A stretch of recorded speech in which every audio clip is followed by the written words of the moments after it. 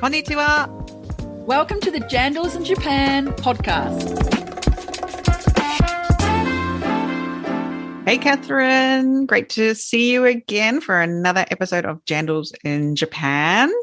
Hi, Jane. Kia ora. So good to be here.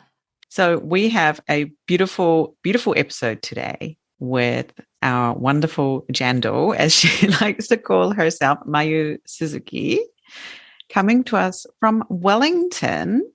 So another reverse Jandal this time. So not a Kiwi in Japan, but a Japanese person in New Zealand. And this goes to our theme for this year, which is the 70 years of diplomatic relations between Japan and New Zealand. It's a big anniversary that the New Zealand embassy here is really observing. So, yeah, a great time to be starting a podcast called Jandals in Japan, isn't it, Catherine? Sure is, right? I mean, we were so lucky to have the New Zealand embassy also help promote Jandals in Japan when we were coming out for our first few episodes. Also, they ran a lovely photo competition to promote relations at grassroots between Japan and New Zealand. And they've got a few other things up their sleeves as well. I think the other thing that they did was share some promotional videos of people such as you and me and others in New Zealand and Japan who've been on the ground here doing lots, and just have a little minute to speak about what we do, what we love about Japan, what we love about New Zealand. And so those sorts of things are really kicking off the 70th anniversary really nicely. Yeah, it's really great that the Japan Festival Wellington was able to come back just in time for this 70th anniversary. And that happened just last week. So if you were able to attend, we hope you had a good time there in Wellington, getting your little slice of Japan. And yeah, I think there was lots of goodies there, all sorts of things, as well as performances and things. So I think Mayu is pretty well our guest, right? Mayu Suzuki is very well involved in that festival, along with the other team members there. But it looks like they had a whole good range of sponsors and stalls and products and entertainment. After COVID-19, I think it must be a really great way to bring Japan back into the community in Wellington. So way to go for that one. Yeah, I hope it went well. Yeah, I hope it went well too. So today our guest is Mayu Suzuki. She runs a business from New Zealand. And one of the great things that we just really loved from our interview with Mayu is her story of, one, her tenacity as a 17-year-old going out into the depths of Masterton. Was it Masterton she went to? Right. She took 2 trains with her little laptop to approach a potential supplier as an international student when she was, been in New Zealand for maybe a couple of years. I'm just blown away by her story and how this tiny beginning of her going to this Avery, I think it's called. Is it an Avery? Yes, I'm learning lots of words about manuka honey. Avery has created this amazing business, mariri. Exactly. I mean, what a fabulous person. How gutsy to go and do that. At 17, I was so shy. I would never have known even how to hardly tie my shoelace. It was just the way that she did it to us, her mum. They went into the pantry, found, some varieties of honey. They did other things as well, like gathered all the honeys together. And then she went on that trip to actually do a PowerPoint presentation. Wow. Anyway, we don't want to give away all the stuff, but it's the things that she exhibits and talks about in this episode that we think are really central to the way of being able to be a successful jandal in Japan.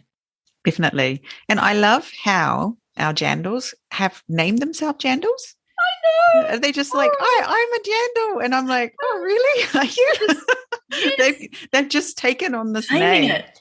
They've named themselves the jandals, or I'm a jandal in Japan too. And we didn't do that. We just named this podcast Jandals in Japan, but listeners and people who the podcasters are about have started naming themselves jandals. So I just wanted to say thank you for claiming that name and enjoying using it. And I am designing a T-shirt on my are. page in front of me, Jane. It's got "I'm a jandal" on it as a T-shirt for us. Oh, nice. Slogan.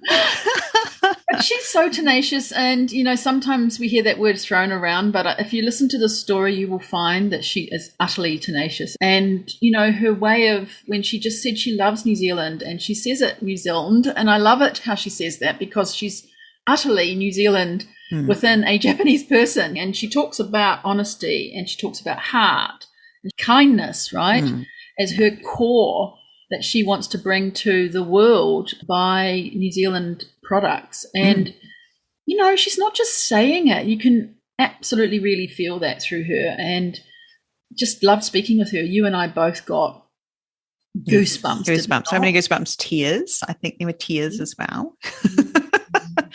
Very, very fun episode. We hope you enjoy it. Kia ora, Mayu. Hi, Mayu. Konnichiwa. Konnichiwa. Oh, so nice to see you. Welcome to the Jandals in Japan podcast. Thanks for having me here. We're so thrilled to have you as our guest Jandal today. It's just amazing. We know that you are founder of a really lovely, mainly manuka, but not only manuka honey company in New Zealand, but it's based in Hokkaido, Japan, right? Correct. Yes, in the north. Wow. And it's a family-owned business you run with your parents? That's right. My parents are finally washing their feet and on their way out. But yes, we found it with three of us. Wow, that's amazing. Well, before we get into it, I know Jane's got something very important to ask this you. is my very important warm-up question. A or B, which are you? Hot or iced coffee? Oh, 100% hot. It's summer? Hot or iced coffee? Hot? Oh, even in the summer? That makes it harder. I think in Japan, still hot. Still hot? Whoa. Yes. Yeah. Why would you go for hot even in the summer, Mayu? I'm naturally a cold person. In terms of temperature, not my heart. But, yes, I think warm is better for coffee, I think. I feel a bit wrong drinking iced coffee. I don't know. I think as soon as it starts to get warm, I change to iced coffee, and I'm very happy to drink iced coffee. And when I'm in New Zealand, I'm like, well, there's no iced coffee here. And no, like Japanese style iced coffee, which doesn't have like great globs of ice cream on the top and cream and all of that stuff, just the coffee. Something I really love about Japan is iced coffee. How about you, Catherine? Oh, no, Jane, I have to disagree. I just can't stand an iced coffee. Number one, I don't like ice. I don't like cold drinks. So I will even have water in summer that's got maybe 1 cube of ice in it, but basically no ice. I don't like cold stuff. Yeah, I did don't not like know it. that about you, Catherine. Yes, oh my goodness. I don't. So it's warm, hot coffee the whole way through summer. Yep. Interesting. I see. Yeah, that's something I've definitely adopted since I've come to Japan, because just the level of heat is completely different to New Zealand, where you can drink hot coffee all year and it's completely fine. But yes, in summer in Japan, it's quite different. Yeah. But you said you're obviously a cold-blooded person. You feel cold easily, Mayu. So yeah, I do. I think we're in the wrong place. You should be here and I should be where you are. That is so true. Yes. And Mayu, are you in Wellington today? Yes. Yeah. Wow. I am. Coming to us from lovely Wellington. What is it? There's nothing better than Wellington on a nothing good like day? Wellington Good day. on a good day. How long since you've visited Japan? Oh, it's been since Rugby World Cup. Oh, okay. Yeah. 3 I years. hope you can come back soon. 3 years. I know, it's been too long. Well, we're so excited to have you. Really, really, we are. I know you and I connected. Gosh, it was on LinkedIn a little while ago. And I just loved when we had a person-to-person call and found out that you were with your parents, the founding director. And, you just raised up this company called Mariri, right? Mariri, New Zealand. Mariri, hi. And you make products such as manuka honey, avocado oil, olive oil, bee-related products, and also cosmetics. Correct. Yeah? Yes. And I know that you kicked off your marketplace in Japan 15 years ago on Rakuten, on Yahoo, on Amazon, and those sorts of official marketplaces.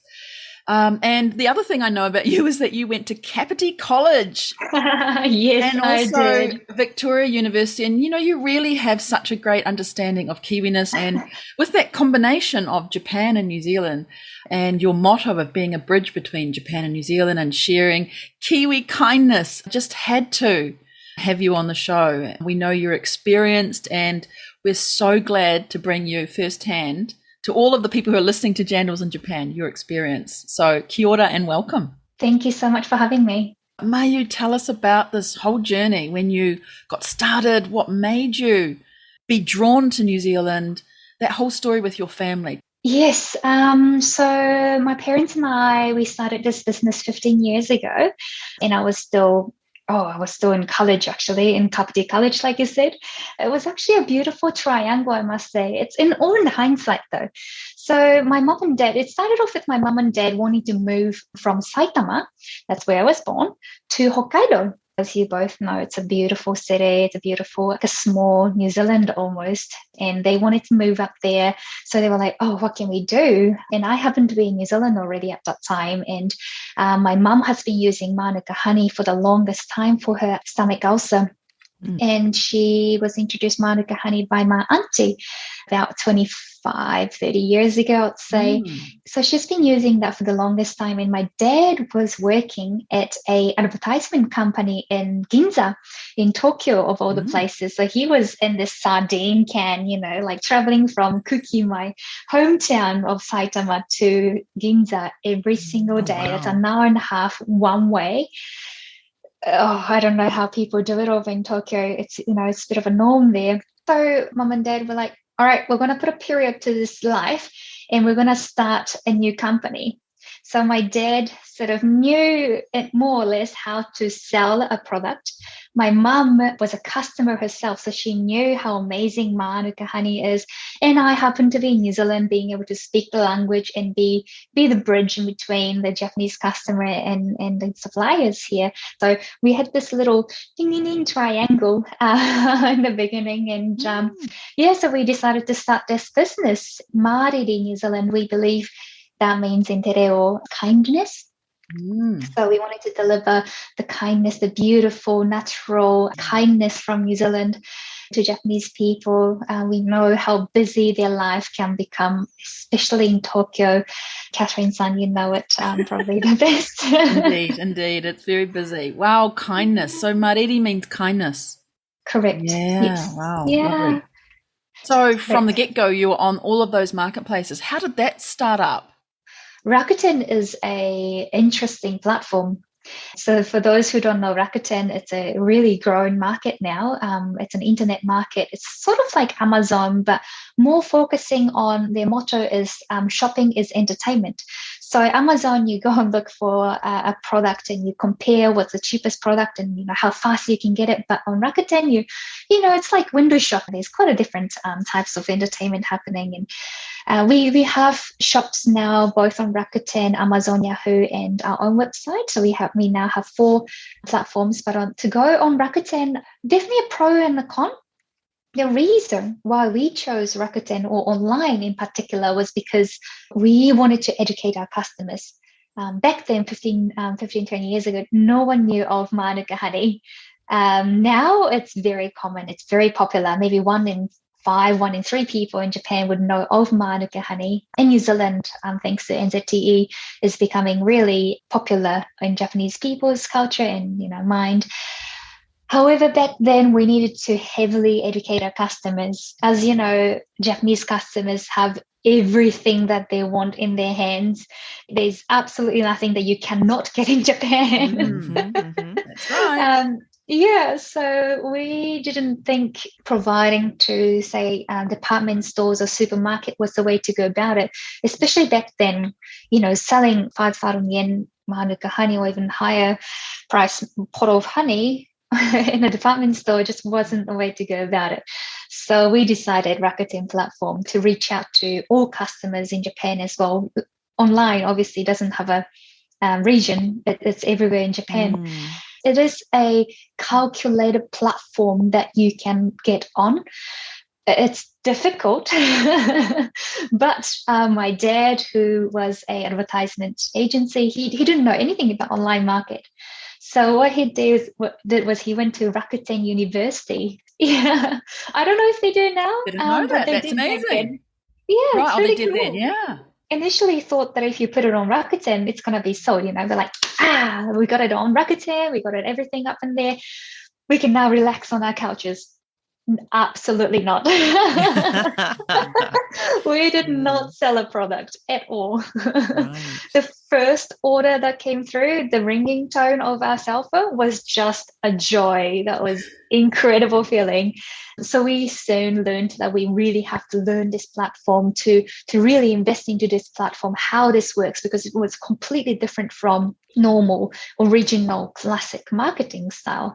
But for us, it really was helpful, especially with a unique product such as Manuka honey or New Zealand products in general. It's usually quite expensive. It's really a niche product, but niche in Japan is massive in comparison with the population of Japan, if you know what I mean. Yeah, so that's how we started our journey. Between Rakuten and Amazon is quite striking. When you start to use those platforms as a user, you definitely are visiting different shops within Rakuten, right? And looking around at all the products they have in these different shops under the Rakuten umbrella, as opposed to Amazon, where you just go and you click around and you get what you want from Amazon, even if they're offered by different people. So yeah, there's definitely a learning curve. I think they do have training programs to get people, because obviously they want more and more stores on their platform. So yeah, getting that first sale must have been super exciting for your family. Yeah. Oh, joy. Such a joy. Where are you now today? What's happening with Mariri? With Mariri, well, so we currently have about 10 staff members. It was mostly in Japan, and now I have one other person started in April with me, which is it's so nice to have someone in New Zealand finally. So yeah, we have a lot of partners now. Partners are very important. So people who would look after products in our storage, it's all outsourced, and people who are looking after our stores, sales and everything. So we have quite a few partners over in Japan. I would say probably about 8 to 10 partners. And in New Zealand, we also have about 10 partners. So everyone is really working and walking together towards a same goal. I feel that partners is a really good way to describe our relationship, just because I feel that we are both in this together. And I love the fact our New Zealand partners, we're almost like whānau, we go and have barbecue together, we go fishing together, we play golf together, and it's absolutely a beautiful feeling. And we have grown to be, we're proud and also very honored to say that we're one of the top sellers on Rakuten, or on the internet platform, of Manuka honey. So we're very privileged that the customers have been trusting us. We have a very, very lovely VIP customers who have purchased from us probably more than 50 times in their lifetime. Yes, it's absolutely beautiful. Wonderful. We get a lot of reviews from customers, and we export approximately 30 tons a year. So that's a lot of honey coming that from is a lot of honey. How did you find the source or sources in New Zealand? Because there's a lot of people who are producing. So how did you do that, and how are you also differentiating yourself here? You've got obviously very good reputation. Is there something you're doing that's special for you? Is it selling that kindness story, or what is it that's making you, export so much? Story is absolutely everything. Story is so important. Everyone in New Zealand, every suppliers here, every product here have a story, and it's absolutely beautiful when you unravel it. We currently have 2 main suppliers of Manuka honey, one in Masterton and one in Far North, and they both create very different Manuka honey with very different story, different visions. One is for the community and one was medically formed, so they had a different vision. It's just fascinating to learn and to even deliver the message to Japanese people, and they love that. They want to know where it's coming from, who's making it. Is it Paul that is a beekeeper, or is it Adam? They need to know because the flavor is different. Not Paul or Adam's honey is better. It's not like that. Everything is so different, and it's our job for both of their stories to be heard and to coexist into our market, or hopefully our customers. There's so many different customers in Japan. We've got people who are needing manuka honey for their own health, for example, or for their tamariki, or for their pipi. It's just different types of people in Japan, and it's our job to make sure that everyone is accessible to those products. And I can't say it's a cheap product. The cost is a lot, and that's where education comes to Japanese people too. So not only through our products, our value and our goal also is to deliver the New Zealand, how should I say it, laid backness or value of this beautiful country to Japanese people as well. We're trying to portray that through our product using, different types of platforms like Instagram and YouTube. And so hopefully that people would know the story behind each product, each suppliers. And I think that's our job. I'm wondering too how you went about to find Paul and Adam.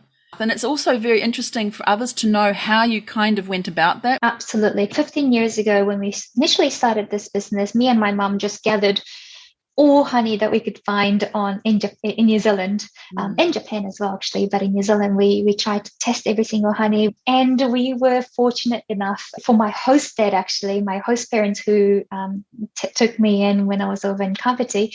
My host dad was a friend of our initial supplier.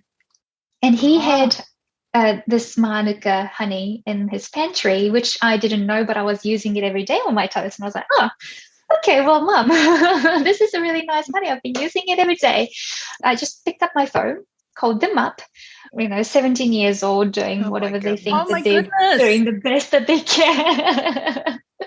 But yes, I took a train from Kapiti down to Wellington and then to Masterton. Oh my God. Because obviously I couldn't drive at the time. I wasn't allowed to as an international student, and had my little backpack with my big notepad and a computer on my back, and I did a beautiful presentation that I thought it was beautiful, but said, we're going to be number one in Japan. You should trust us. How delightful. Oh my goodness.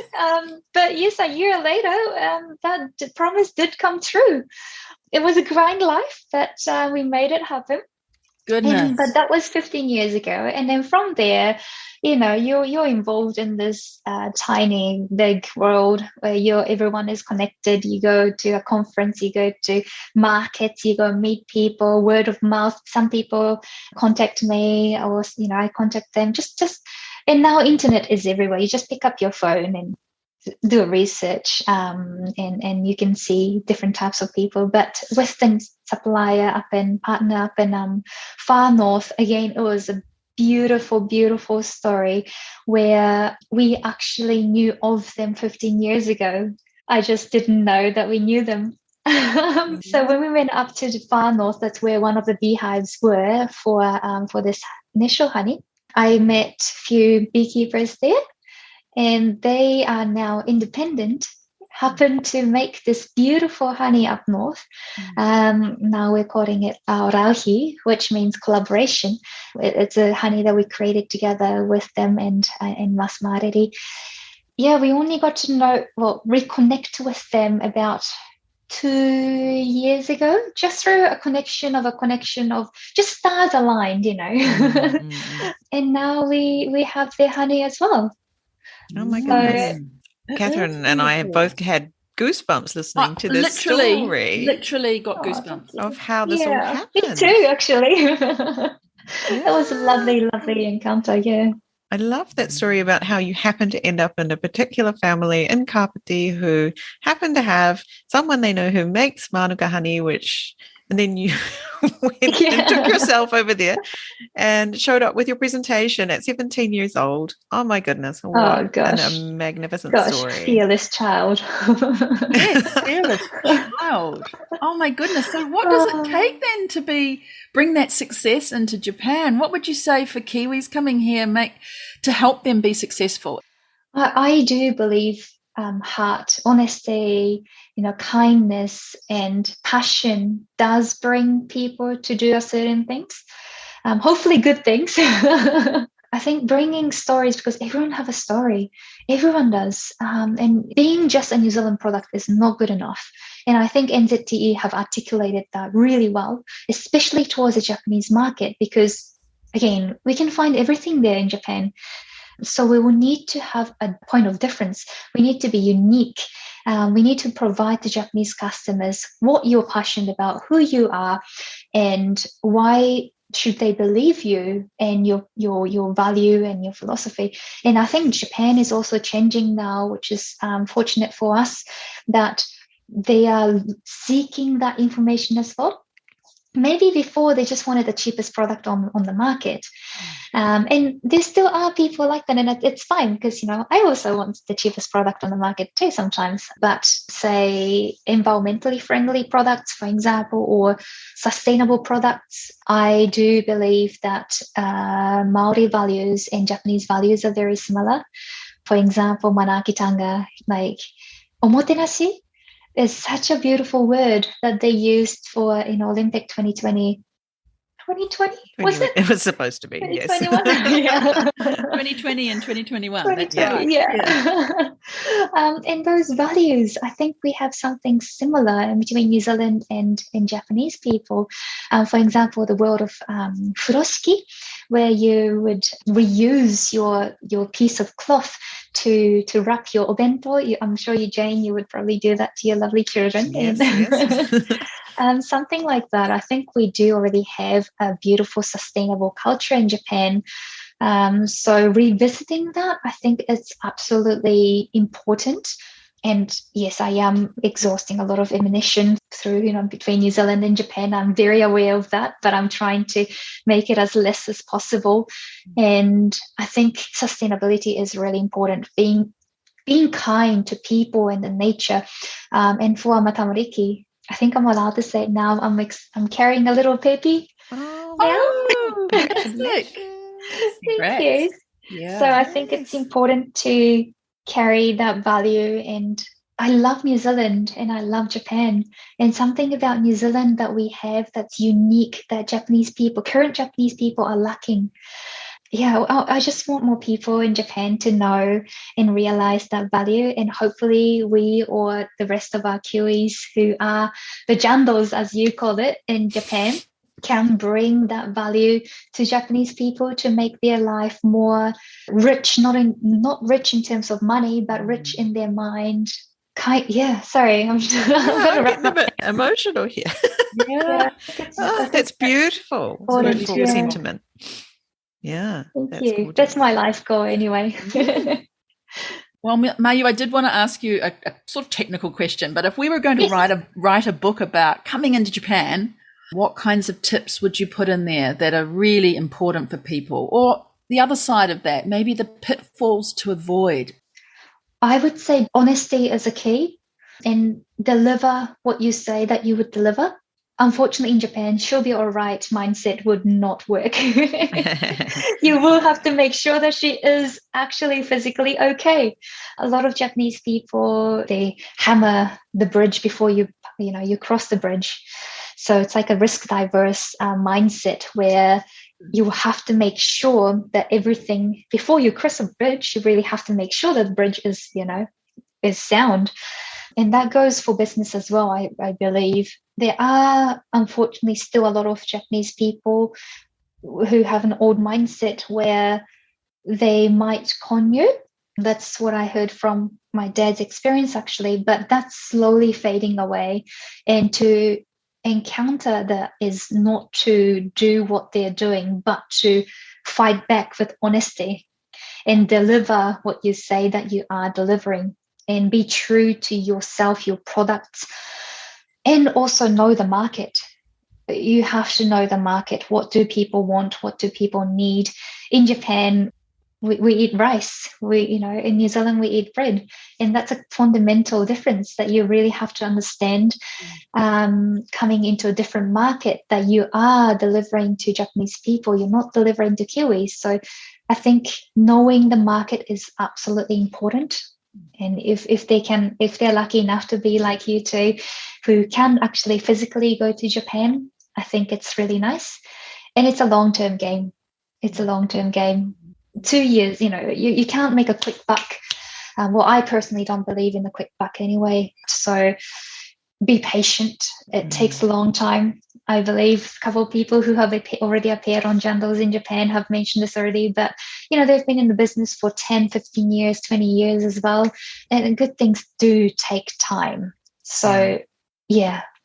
Good things take time. What ad is that there's on TV that in New Zealand they have? I can't remember. Cheese, the cheese ad.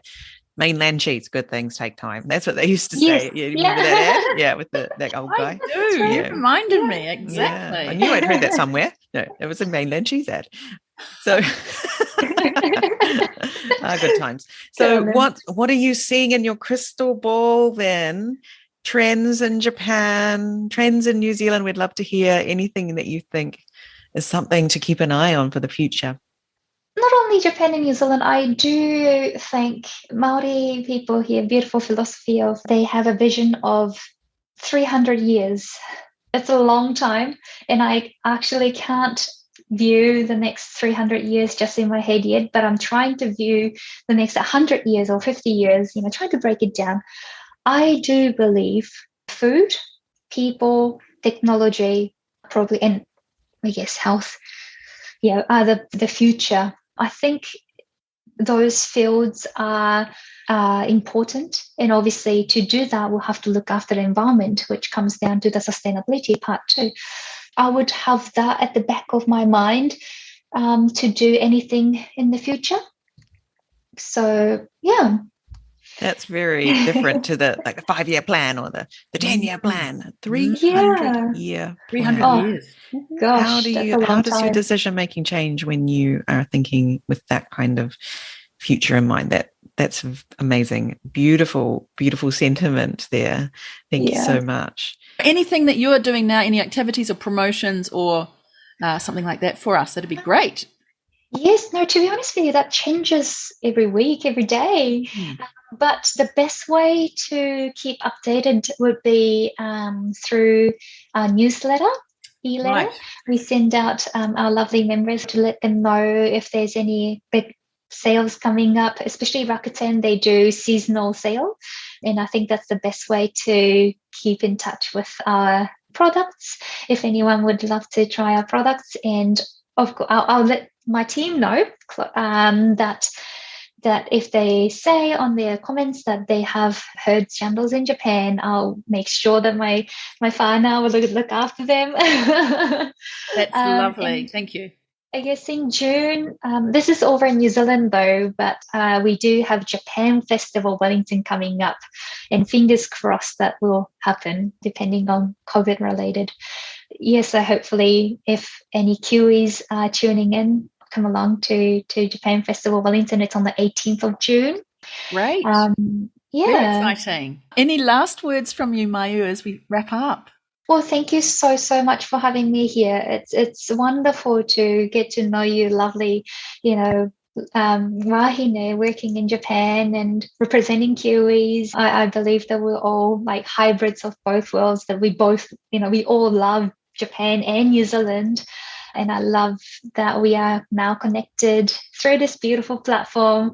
I'm so proud to be part of the Jandals now. Yeah, we are so cool. We are Team New Zealand and Japan. That's Jane's new hashtag. But we might need one wahine in Japan, Jane. Yes. Fabulous. Congratulations, Mayu, on being such a successful Jandal in Japan and for telling us about your so beautiful story.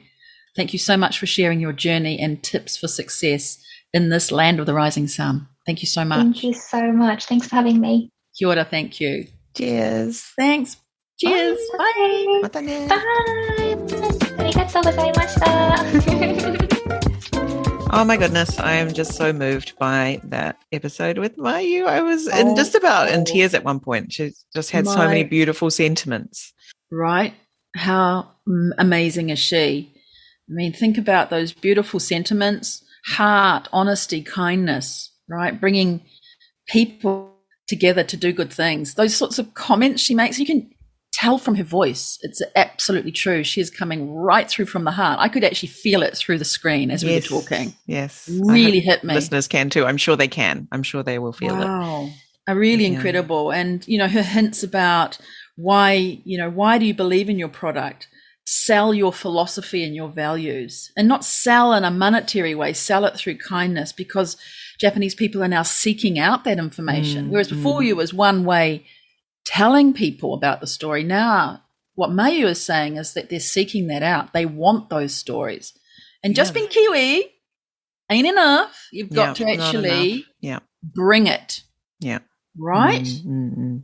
Wow. Yeah, I love that story about the 300-year plan, or thinking about 300 years in the future when you're planning. And if you are thinking in that way, how that's going to affect how you're operating your business today and how you're interacting with your customers, and just how you're doing everything in general. That's a really different way from the 5 to 10 year plan that we sort of are always told to think about. And I get that Mayu was already thinking of that, but now she's got a little baby on the way. She must be thinking of her babies, right? And that that far into the future, and telling us about, food, health, technology, and people. That's the future.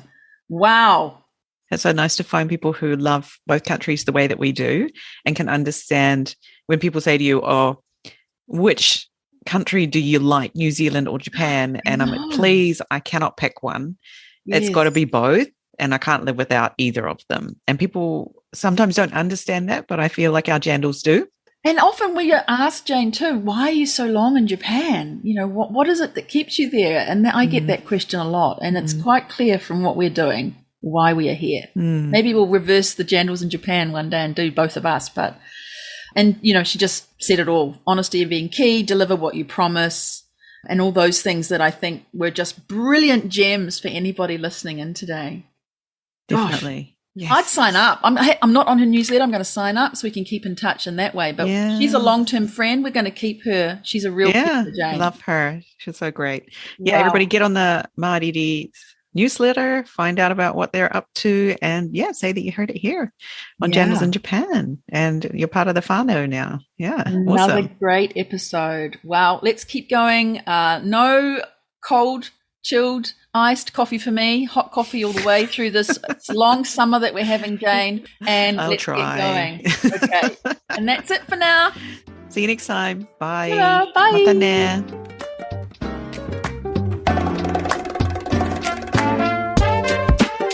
Thanks for listening. Make sure you check out our guests' links in the show notes. This podcast is brought to you today by Catherine O'Connell Law and Pod Launch with Jane. If you have a great story you think should be on the show, come and find us on LinkedIn or Instagram. We'd love to hear from you. See you next time. Matane.